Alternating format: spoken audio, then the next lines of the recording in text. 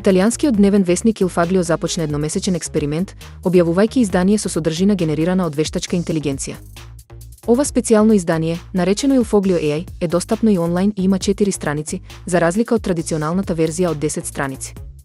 Првото издание беше бесплатно дистрибуирано заедно со стандардното издание, кое на киосците се продава за 1,80 евра.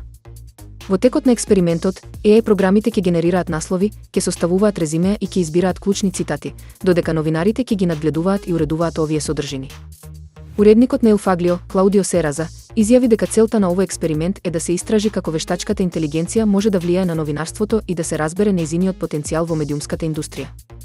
Овој потек на Il Foglio е дел од пошироката дискусија за улогата на вештачката интелигенција во медиумите и нејзиниот потенцијал да го трансформира начинот на кој се создаваат и дистрибуираат вестите.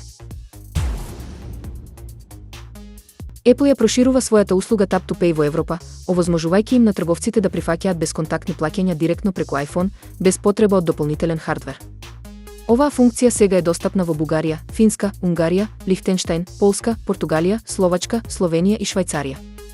Со ова проширување, милиони трговци во овие земји можат да го користат својот iPhone како пост-терминал за прифаќање бесконтактни плаќања, вклучувајќи дебитни и кредитни картички како American Express, Mastercard и Visa, како и дигитални платежни услуги како Apple Pay. Системот е поддржан на моделите iPhone X и понови, а за користење на мобилниот телефон како мобилна каса, потребно е да се има компатибилна мобилна апликација. Apple истакнува дека овој начин на плаќање е целосно безбеден и заштитен со енкрипција, исто како и Apple Pay во секоја друга ситуација.